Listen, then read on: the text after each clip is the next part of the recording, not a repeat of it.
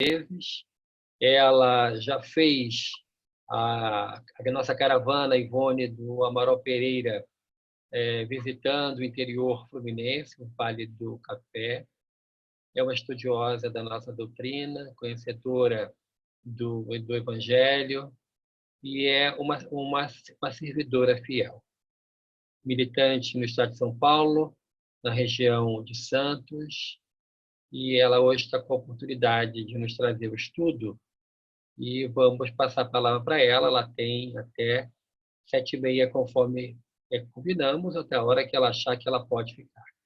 Então, a nossa Eulália está para todo o nosso deleite. Vamos ouvi-la com atenção e carinho. Eu quero primeiro dar um beijo na Cici. Ela está aí te ouvindo. Acabei de vê-la ali, linda, querida. Tão bom ver essa menina, ver todos, né? Mas então, você me pediu para falar de ansiedade e obsessão. Sim. E aí a gente vai remeter, como não podia deixar de ser, ao Livro dos Espíritos, quando no livro 2º, no capítulo 9, no item Influência Oculta dos Espíritos em Nossos Pensamentos e Vida, exatamente iniciando na pergunta 459 até a 472, então Kardec vai inquirir os espíritos numa sequência extraordinária para avaliar essa possibilidade dessa infiltração dos espíritos em nosso pensamento, e a primeira resposta é ímpar, muito mais do que imaginais a influência deles, pois frequentemente são eles que nos dirigem, e às vezes as pessoas, numa interpretação errônea, chegam a concluir, se eles nos dirigem, então, para que eu vou ficar preocupada com isso? Parece uma coisa tão natural, mas Kardec está aí, e a espiritualidade na resposta a ele, estão exaltando o cuidado que nós devemos ter, porque não há uma barreira delimitadora do mundo espiritual e do mundo material. Então, embora fuja a nossa percepção imediata, a nossa visão, as nossas sensações, muias pessoas têm dificuldade de perceber, nós estamos imersos no mundo espiritual, todo o universo assim está, interagindo um com o outro o tempo inteiro. Então, é como se fosse um grande condomínio onde cada um de nós vai usufruir daquilo que faz parte dessa geração de pensamentos afins. Então, cada um vai ter a sua fatia, só que, obviamente, muitos espíritos de todos os teores estão lançando na ambiência os seus pensamentos. E nós, como oscilamos muito emocionalmente no transcorrer de um único dia, acabamos alcançando da nossa vibração para baixo com muita facilidade, já que para cima, obviamente, nós temos que fazer um certo esforço que vimos nos desacostumando de fazer, e eu considero aí a tarefa da casa espírita primordial, porque entre tudo que nós aprendemos, o fato de nós estarmos aqui, mesmo que não fisicamente, nós estamos convergindo para um ponto em comum, nós estamos prestando atenção nos nossos pensamentos. Então, nós procuramos centralizar, concentrar esse pensamento, o que não acontece no dia a dia, em que, na maioria das vezes, e aí entra o pois frequentemente que os espíritos dizem a Kardec, a gente simplesmente vai deixando que o pensamento adentre o nosso campo mental, se misture com os nossos. A gente não tem o hábito de avaliar, de discernir, de precisar se aquele pensamento que eu tomei como meu ou que eu incorporei ao meu sem me dar conta é justo, é correto, tem a ver com o momento que eu estou vivendo. E então acabamos entrando em sintonias não muito agradáveis, nos desestabilizando a partir de então, porque já não somos mais apenas um, e nós sabemos, quando vamos ao livro dos médiuns, no seu capítulo 23, que fala da obsessão, então, só da obsessão simples, não vamos nem entrar em estágios de subjugação ou de fascinação, mas só na obsessão simples, no item 238, já está muito claro que a obsessão simples dá-se quando um espírito malfazejo se impõe a um médium, recordando que em diversos graus de intensidade, todos nós temos sim a percepção do mundo espiritual, é que nos acostumamos ao modo de avaliar médium em direção à mediúnica, então médiuns ostensivos, mas no mínimo cada um de nós tem um vínculo muito estreito com o nosso anjo guardião, com o nosso espírito mentor. Então nós temos essa conexão, às vezes com um pouco mais de dificuldade e menos percepção de avaliar.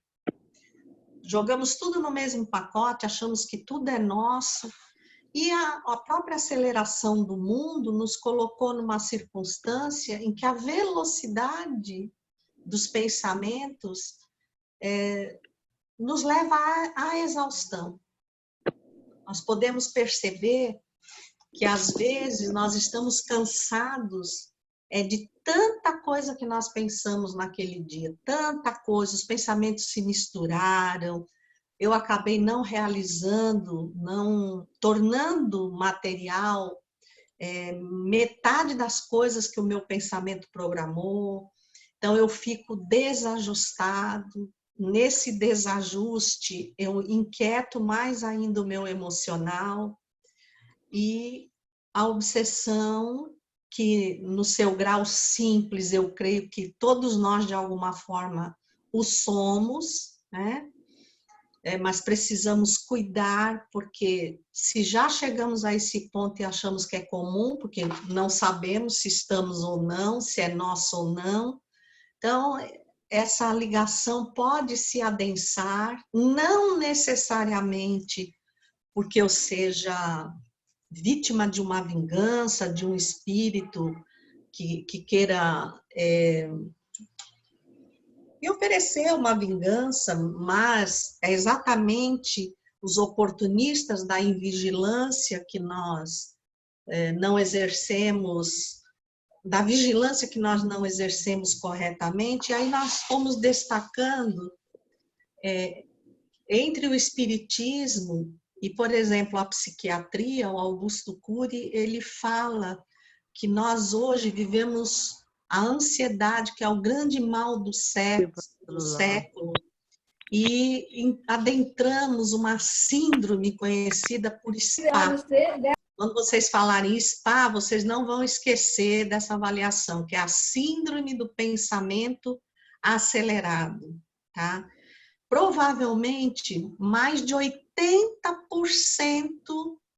da humanidade sofre desse transtorno, e isso avaliado pela Organização Mundial de Saúde, e então a gente não percebe mais.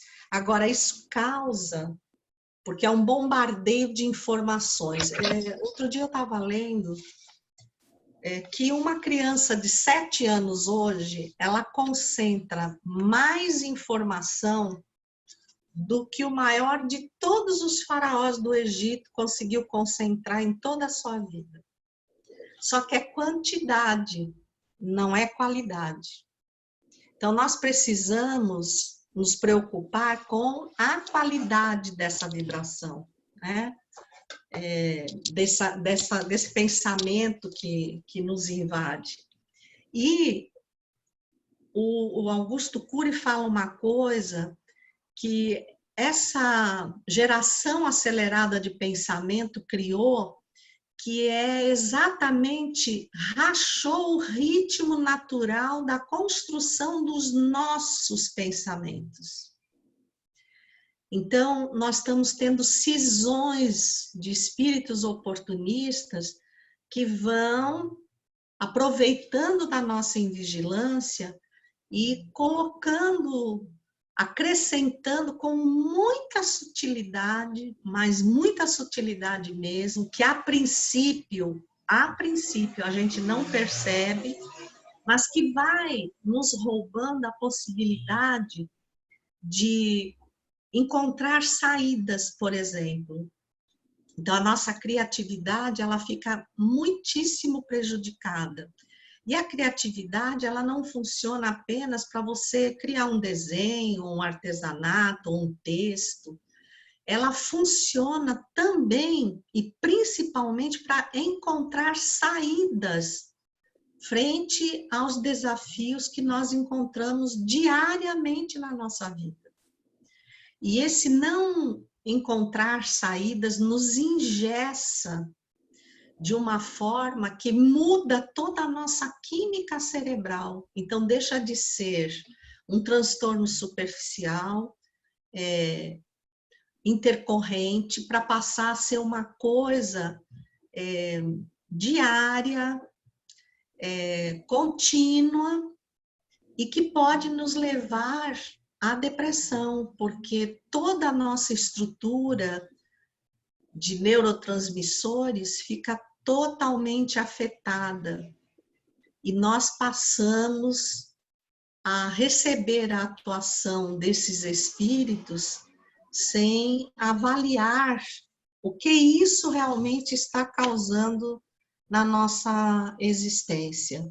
Se aquele fluxo de pensamento é normal à minha pessoa, porque eu tenho uma estrutura em que posso me avaliar. E aí, Santo Agostinho, quando nos deixou o exemplo que está lá na pergunta 919 do Livro dos Espíritos, de nos avaliarmos diariamente, se nós tivéssemos esse hábito, nós iríamos perceber, sim, quanto modificamos a nossa inclinação, e ao modificar, isso altera tudo, altera o nosso ânimo, até mesmo frente às coisas que nós mais gostamos. Abala a estrutura da nossa fé, vai semeando o desânimo, porque o desânimo é uma ferramenta infalível, porque se eu estiver doente, eu busco tratamento, né?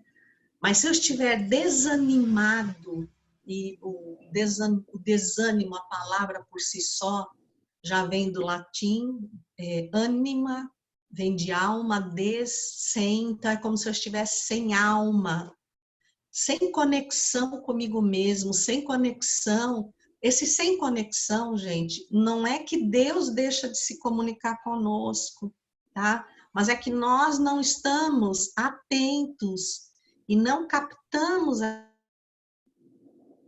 comunicação, isso fica quebrado. Então, obviamente, a nossa sintonia vai sendo alterada e a obsessão se instala, nós, a princípio, não nos dando conta, vamos permitindo que isso se agrave. Às vezes, quando alguém percebe e nos adverte, já encharcados pela vibração do ou dos espíritos, nós nos magoamos com a pessoa, e assim, eu nem planejei falar isso, viu, Hélio? Mas, não sei, eu acho que é uma coisa que tem acontecido demais. E nesse tempo de quarentena, Gente, eu fiz 11 dias de palestras para Portugal, 5 para a Inglaterra, e já estou no 3º dia para a Suíça, e a queixa é do mundo todo. Nós andamos desconectados uns dos outros. E talvez esse suposto afastamento esteja acontecendo para que a gente olhe o outro, porque agora a gente está sentindo muita falta um do outro. Ah, quanta falta de abraçar, né?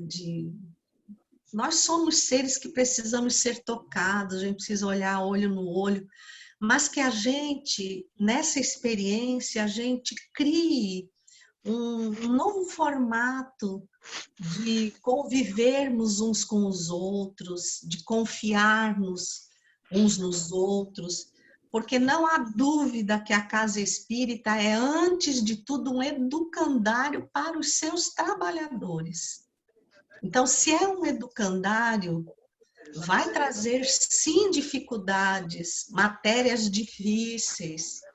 Agora, o que a gente precisa é perceber o grau da infiltração desses espíritos infelizes que muitas vezes não querem nos atingir diretamente, mas nos fazer instrumentos para atingir a casa espírita. Às vezes, naquele dia que eu não avaliei, né? Porque quando a gente fala assim, vigia e ora, parece que fica uma coisa vaga, vigiar como? Tem alguma guarita, eu tenho que ficar olhando para fora? Não, tenho que ficar olhando para dentro de mim. Eu tenho que avaliar se a sequência, né, o enredamento dos meus pensamentos estão normais, são normais. Um livro que não é espírita, que me ajudou muito numa época em que eu passei uns momentos difíceis, foi um chamado Não Faça Tempestade em Copo d'Água. Ele mostrou que muitas vezes, e na maioria delas, quando nós nos desestabilizamos, é por uma nonada, por uma coisa absolutamente boba, e às vezes não é para nos desestabilizar diretamente, mas é porque há um planejamento de que na minha estrada daquele dia eu vou encontrar fulano, beltrano, que a espiritualidade já percebe que estão fragilizados. E eu vou ser o pingo no i que vou desestabilizar aquela pessoa, e é como um dominó, que a gente derruba a primeira peça e aquela sequência vai derrubar todo o dominó. Divaldo tem muitas obras, principalmente de Manuel Filomeno de Miranda, nos advertindo destes momentos que estamos vivendo.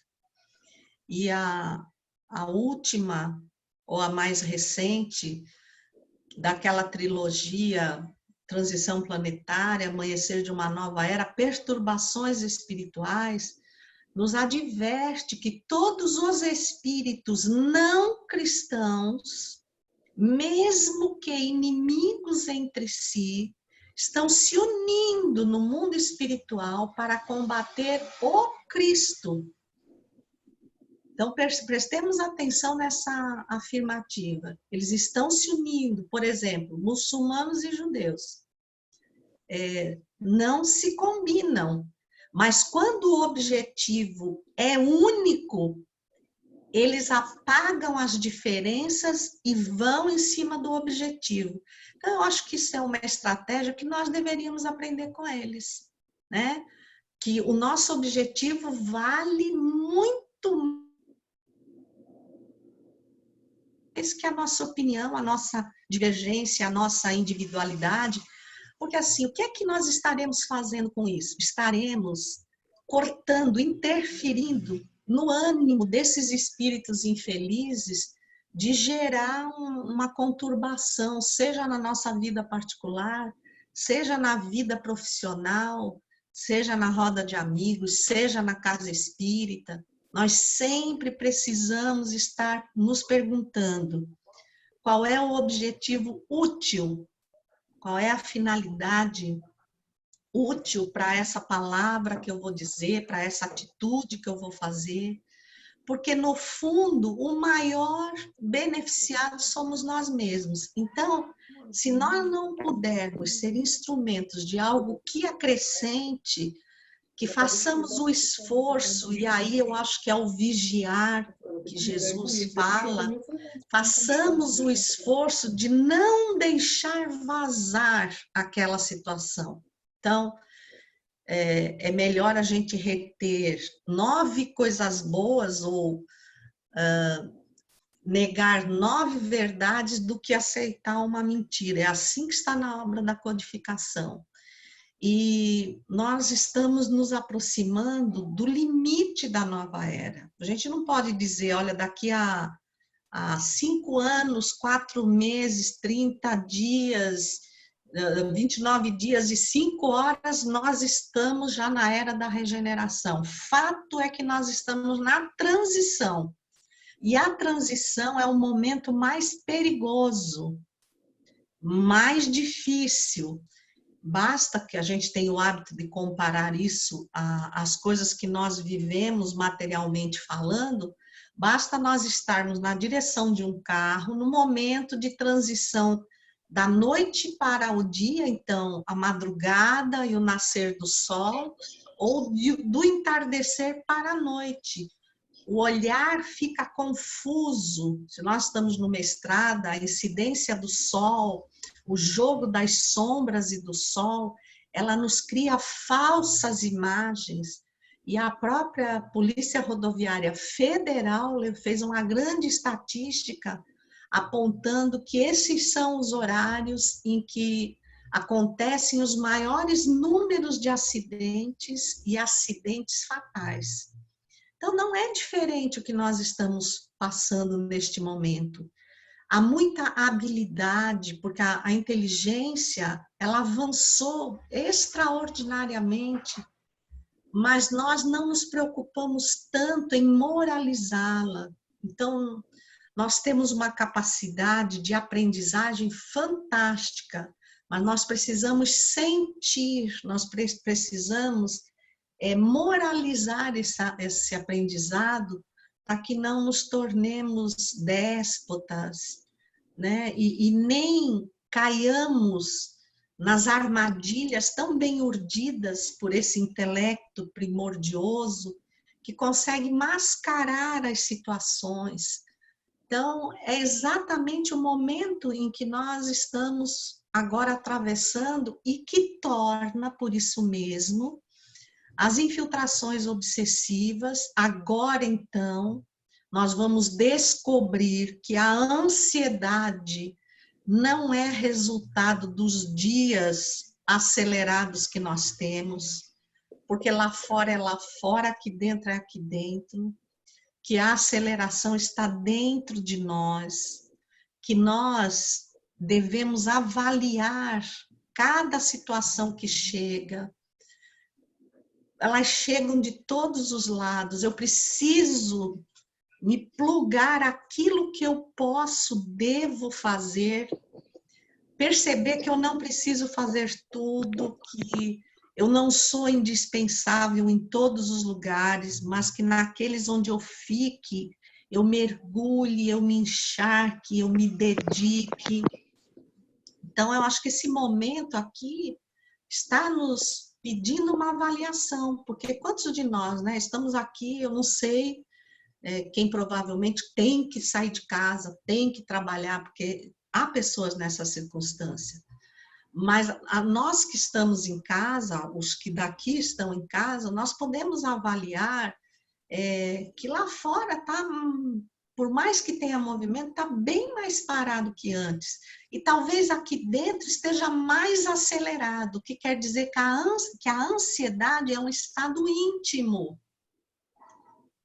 A aceleração dos compromissos é um perfil que o mundo está adotando, mas não obriga todos os habitantes do mundo a fazerem isso. Então, nós espíritas, acho que estamos sendo chamados a uma profunda reflexão, para que daqui para frente nós façamos mais conscientes daquilo que condiz com a minha condição espiritual, com as minhas certezas espirituais, com aquilo que eu venho aprendendo, que eu não me habitue ao que todo mundo faz, mas que eu analise se me convém fazer. Essa advertência de Paulo é ímpar, é maravilhosa.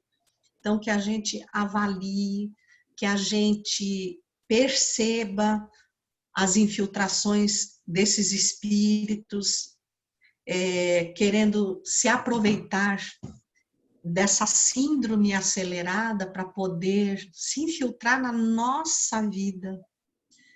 Se eles conseguirem naufragar uma reencarnação, um de nós, para ele já está de bom tamanho.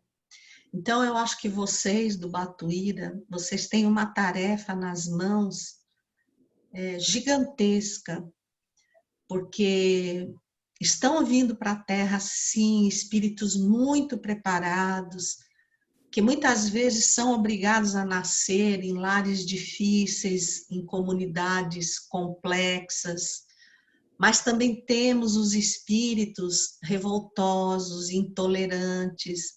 Sabemos que ainda hoje, e que estão muito mais para serem exilados outra vez, tem habitantes de capela.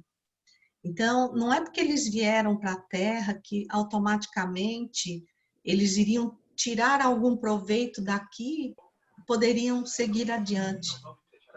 Imagine que ainda hoje, alguns permanecem, a gente não pode saber quantos, mas se nós pegarmos o A Caminho da Luz do Emmanuel, lermos atentamente, nós vamos perceber, no próprio Consolador, nós vamos perceber que a evolução é cuidado de todo dia. Não é assim, eu estou na Terra, aí passa um sopro de evolução, muda de era, pronto, agora eu já sou um espírito da outra era.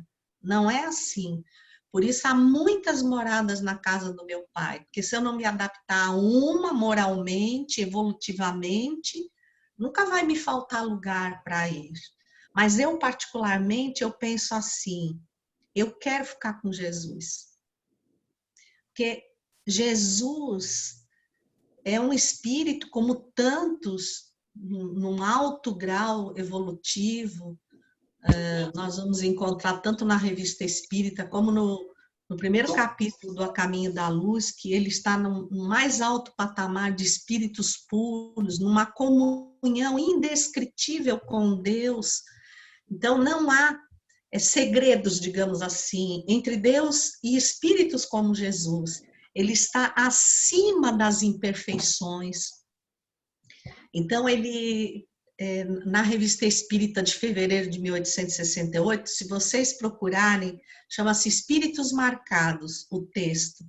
Vai dizer uma coisa que a gente passa batido em cima, mas que é muito importante, diz assim, Jesus é um espírito totalmente infalível, vírgula, mesmo na reencarnação. Olha que interessante. Então, esse mesmo na reencarnação dá margem para muita reflexão para nós, que nós vamos ter estágios evolutivos como espíritos bons e até ingressando nas primeiras etapas de espíritos puros, em que no transcorrer da reencarnação, sob a influência, a pressão psíquica da sociedade em que estamos inseridos, nós podemos derrapar sim, nós podemos ceder a essa pressão, obras póstumas, na parte que aborda a missão de Kardec, e quando fala também à frente de flagelos destruidores, ele vai falar que há muitas pessoas que, se fossem retiradas, retornassem ao mundo espiritual neste momento, sem que lhes dissesse nada, elas iam olhar para trás e dizer assim, nossa, mas eu já sei que eu não... Como é que eu cedi nisso aqui? Eu já estou convicto que isso é errado, que isso é prejudicial, e eu acatei, nem me dei conta, eu já estava fazendo. Então, esse arrastamento, essa influência é muito mais grave do que nós podemos imaginar. Então, para chegar a uma condição de Jesus infalível, mesmo na reencarnação, Então, é o momento de nós avaliarmos, por exemplo, se Jesus é o governador espiritual da Terra, ele é com certeza o espírito que maior proporção de vibração em direção à Terra ele envia. Por que nós espíritas, eu tenho ouvido muito e eu fico procurando entender que as pessoas dizem assim, as trevas nunca estiveram tão próximas da Terra, a gente está sentindo uma nuvem negra, parece que tudo está sendo sabotado, mas Jesus está acima disso tudo. A vibração dele é infinitamente superior a todas as demais juntas. Então tem alguma coisa errada conosco que na frequência da casa espírita, nos estudos, no trabalho, nós ainda não conseguimos avaliar ou perceber que somos os donos do nosso campo mental. Então, se nós percebemos que uma avalanche de pensamentos ruins, não importa que tenha uma nuvem de sombra, mas eu não querendo conectar com ela, eu vou buscar caminhos entre leituras, trabalho, dedicação, mas vigilância às minhas atitudes, ao meu pensamento, para que eu não me conecte com essa nuvem escura, porque não é uma obrigatoriedade. Eu estou na cidade de São Paulo, tem uma nuvem escura diante de mim. Mas talvez se eu pegar um carro e andar alguns quilômetros, a nuvem vai ficar para trás. Se eu pegar um avião e subir, lá em cima o céu vai estar azul. Então, que tal a gente fazer a nossa vibração subir, sair desse impacto, desse pensamento acelerado, que não nos traz vantagem alguma, que só nos prejudica, só instala o desânimo, só nos deixa ver o caminho curto, um caminho que parece que não tem saída, quando, se nós pegarmos somente os livros da codificação, começarmos a ler do zero, como se nunca tivéssemos lido, começarmos o livro dos Espíritos, o Evangelho, mas não vai dar 15 minutos de uma leitura sentida, reflexiva, que nós não tenhamos rompido a barreira dessa sombra e nos conectado aos espíritos bons que a serviço de Jesus reentenham na terra, querendo, aguardando e guardando a certeza de que a qualquer momento, ou por opção própria, ou porque estaremos esgotadíssimos de sofrer, nós vamos nos conectar com eles. Então, eles não desistem de nós, mas nós temos desistido muito frequentemente. Ficamos agarrados, às vezes, horas num canal de televisão, porque nós queremos saber, tintim por tintim, como é que está a pandemia, se mudou o ministro da Saúde, quem falou o quê. E no final daquilo tudo, a gente é um espírito muito bem informado e totalmente desorientado. Por nossa vez, nos tornamos num jornal explícito para que qualquer espírito leia e nos potencialize o que tem de pior, para que a gente creia naquilo, se convença daquilo e permita que eles atuem numa mediunidade, às vezes, inconsciente, que é quando a maioria das pessoas é médium, é quando não sabe que está sendo médium. Tem gente que chega na casa espírita, só de falar que está na reunião mediúnica, ele blinda.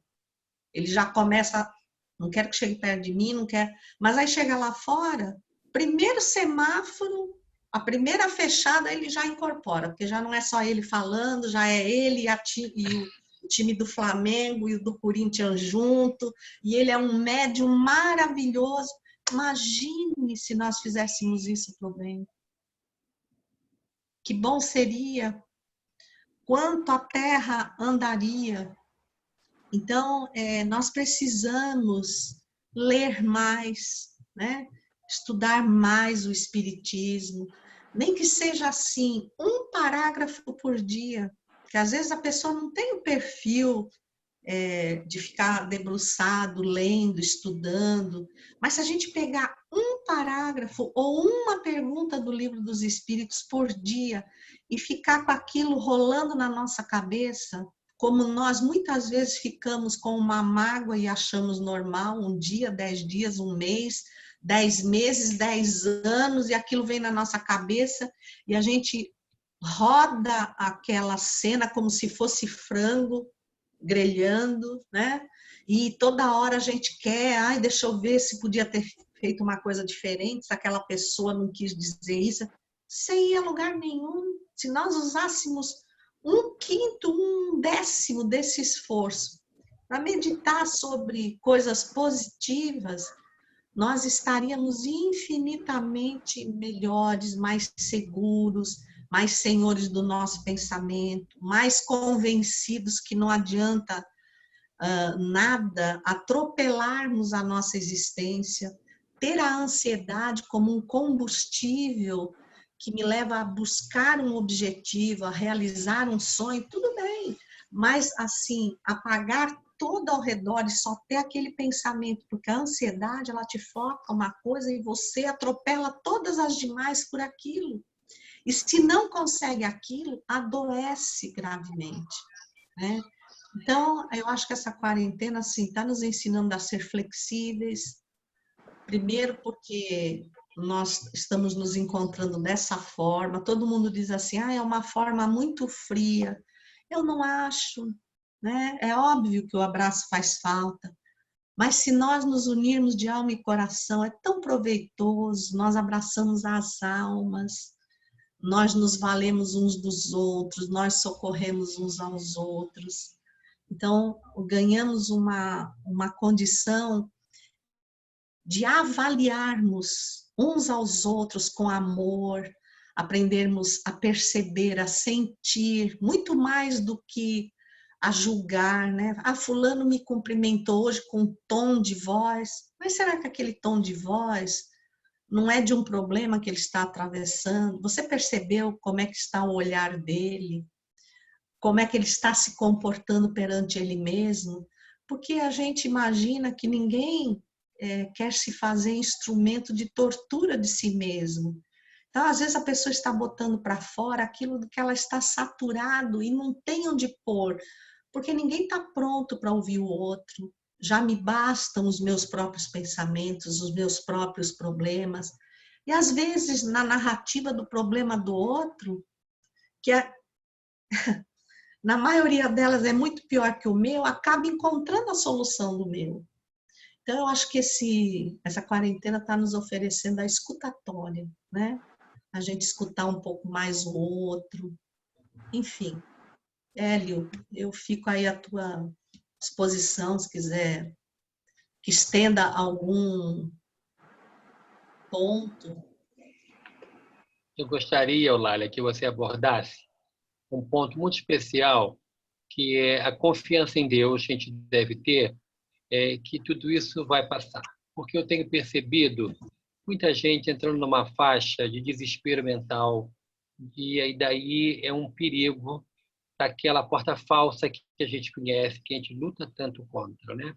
Então, fala um pouquinho para a gente, nesses minutos que te cabem aí, que te sobram para você e para o seu outro compromisso, sobre a confiança em Deus. Como que Deus age, como que Deus socorre. É muito importante nessa hora, sabe? Eu acho que nós estamos sendo chamados ao testemunho, porque dizer eu confio plenamente em Deus, quando não tem nada para te convidar a testemunhar isso, é muito fácil, gente.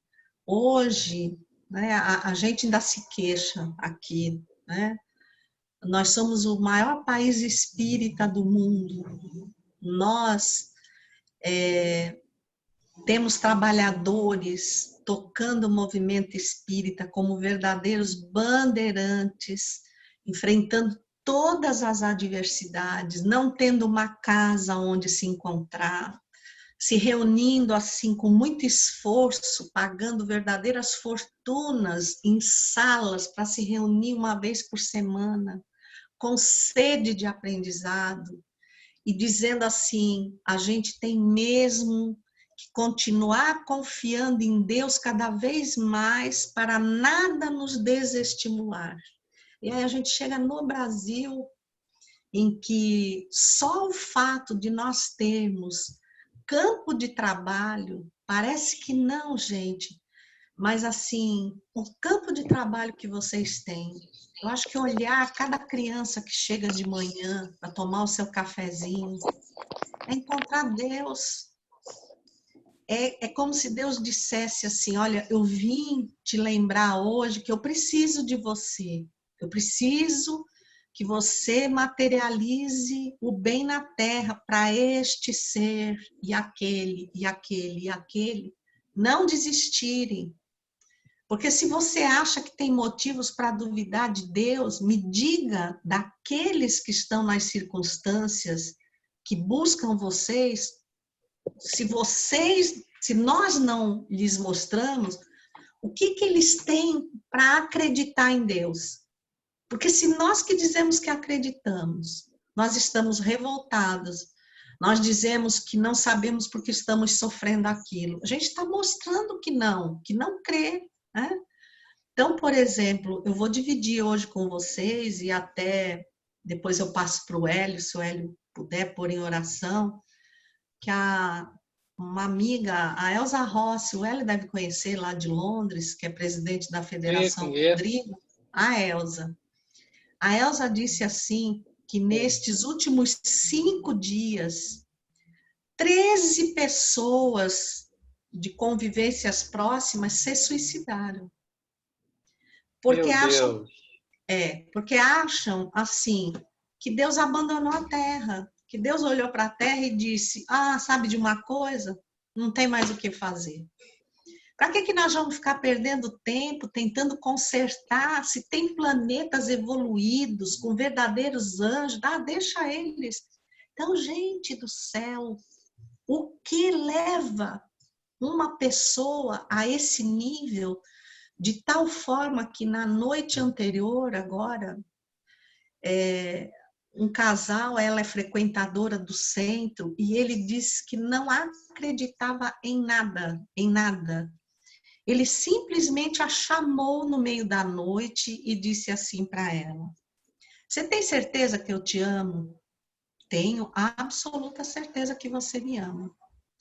Então, é por amor que eu estou fazendo isso, e para te incentivar a ir comigo. Tirou a arma debaixo do travesseiro e deu um tiro na cabeça. Então, gente, quantas dessas criaturas simplesmente se deixaram aguaridas, assim, se deixaram ir com as águas da vida, não pararam em algum momento para avaliar, eu confio mesmo em Deus? Porque confiar, gente, é aceitar aquilo que está acontecendo para além do nosso entendimento. Porque se eu tenho certeza de Deus, se tudo que eu li no livro dos Espíritos sobre Deus, só no livro dos Espíritos, me convenceu, ele é a inteligência suprema, a causa primária de todas as coisas, como é que a Terra para ele é um desafio? É um desafio para nós, porque o nosso apoucamento como espíritos, né, o nosso pequeno entendimento como espíritos, muitas vezes nos faz olhar e dizer, dessa vez não tem saída. Então eu tenho que confiar, até numa empresa que está indo à falência, eu tenho que confiar num bom líder que me conduza e me tire daquela situação, se eu não estou encontrando saída. Como é que eu confio em líderes falíveis de uma empresa, em verdadeiros ídolos de barro, e eu coloco Deus em xeque num momento desses? Então, assim, por menos que as pessoas imaginem, eu acho tão importante destacar os textos da Revista Espírita, dos livros de Emmanuel, que falam da identidade de Jesus, para reavivar dentro de nós essa certeza de que há um objetivo firme para o qual tudo está se dirigindo, que está sob o comando de Jesus, o que dirá de Deus? Porque Jesus é apenas um espírito nesse grau de perfeição. Se nós levarmos em conta que cada planeta tem no seu comando um espírito tão elevado que está em comunhão direta com Deus, eles são chamados co-criadores em plano maior. Então, vocês imaginem assim, fluido cósmico universal é matéria mental de Deus. Ninguém é capaz de criar o fluido cósmico universal. Todos somos capazes de elaborar obras com ele. E eu não preciso dizer que tipo de obras nós elaboramos com esse fluido cósmico, porque só no nosso pensamento a gente já criou verdadeiros monstros, né? Agora, esses espíritos do nível de Jesus, eles modelam planetas, galáxias, tudo. Então, Deus oferece o seu produto mental, a sua matéria mental, e eles modelam com tal perfeição que eu não tenho espaço dentro de mim para que alguém diga, eu ainda acho que a Terra está perdida. Aí sim, a gente fica com mais pena porque a pessoa está totalmente perdida, né? Porque quem é esse arquiteto que elaborou um planeta como esse? Quem são os arquitetos? Se você vai num telescópio e olha o infinito, pouquinho que a gente pode ver do infinito, que pode elaborar com tamanha precisão esse cenário da vida, do universo, que continua sendo elaborado, sendo criado, se só na nossa galáxia são aproximadamente 200 bilhões de estrelas, meu Deus do céu, quem que administra tudo isso? E você acha que Deus vai saber de mim? Ele sabe de cada astro. Nós não somos nada mais, nada menos do que um astro. Então, ele continua exalando esse fluido para a manutenção da nossa vida, mas a bondade dele é tão indescritível que ele nada nos impõe, ele nos oferece e nos permite elaborar. Ele podia ter criado todo mundo perfeito. Ele tem esse poder. E isso é muito comum nos imperfeitos, né? Porque a gente quer fazer o outro igual a nós, para pensar como nós, para agir como nós, para não nos contrariar. Então, vejo que já na compreensão da grandeza de Deus nos falta capacidade, né? Porque nós estamos aqui em uns poucos, nós somos 230 milhões só no Brasil, né? E assim, para ele é nada, é nada. O universo está aí um vírus, tudo bem, mas ele não está atacando o planeta em si, ele está desafiando as nossas almas, para que nós nos creamos espíritos imortais e passemos a pensar como tal. Mas a vacina não sai logo, essa vacina não sai logo, a gente tem que voltar à vida normal. Mas o que é a vida normal? O que é esse vírus para nós? Porque, assim, existe um fato, eu não sei se vocês sabem, com o vírus ou sem ele, a gente vai morrer. A gente vai morrer. Então, porque todo mundo está com medo do coronavírus. Se depois do coronavírus não tivesse risco de morte, vamos ficar com medo dele. Mas quantas pessoas estão morrendo de N outras situações neste momento? Mas agora essa ameaça nos atirou todos à lona. Países de primeiro mundo, grandes potências, foi todo mundo colocado na lona e dizer assim, ó, você não pode mais olhar de cima. Agora você tem que olhar de um lado para o outro e ver que está todo mundo igual. Dá para tirar uma lição disso? Dá, que perante Deus somos todos iguais, que nós estamos ignorando Deus, que em nenhum momento ele deu mais poder para um do que para outro, e que ele assim permitiu que um vírus acabasse, pelo menos momentaneamente, com a prepotência de todo mundo. Porque nós poderíamos estar morrendo agora por bombas atômicas, por armas inimigas, poderíamos estar no meio de uma guerra, de uma terceira grande guerra, enquanto agora nós somos obrigados a nos unir fraternalmente, como almas que somos, filhos de Deus, e rogarmos numa só oração que nós conseguimos compreender os desígnios dele, porque esses desígnios estão aí, são absolutamente seguros, e só vai se sentir assim mesmo, fragilizado, quem não crê nele. É óbvio que nós não... eu creio em Deus, vou sair para o meio da rua com o evangelho na mão, sem máscara, sem lavar a mão e dizer, Deus vai me salvar, Deus vai me salvar. Nem Deus vai te salvar, né? Então, é óbvio que nós temos que ter as responsabilidades e lucidez. Se a gente tiver lucidez, tudo se encaixa. E não tem como ausentar Deus disso. Porque se eu pego um anel e digo, que lindo, quem fez? Um ourives. E se eu pego o universo e digo, que maravilhoso, quem fez?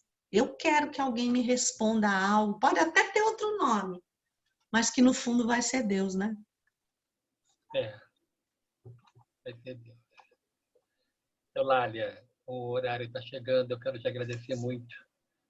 Nós vamos agora fazer uma visualização terapêutica, nós vamos fazer um momento de oração, e em seguida a irradiação. Temos uma lista grande de pessoas que pedem para que oremos por eles. Então você pode ficar à vontade e ficar conosco ou sair para o seu compromisso. Eu tenho a sala Zoom do centro, a aula agora, que hoje sou eu que dou. Muito bem. Às 20 horas. Muito obrigado. Vocês, amo a casa de vocês, sintam-se. Obrigado, Hélio, Cici, todos vocês, viu? Deus ampare aí. Muito obrigado, tá? Fica com Deus, um prazer imenso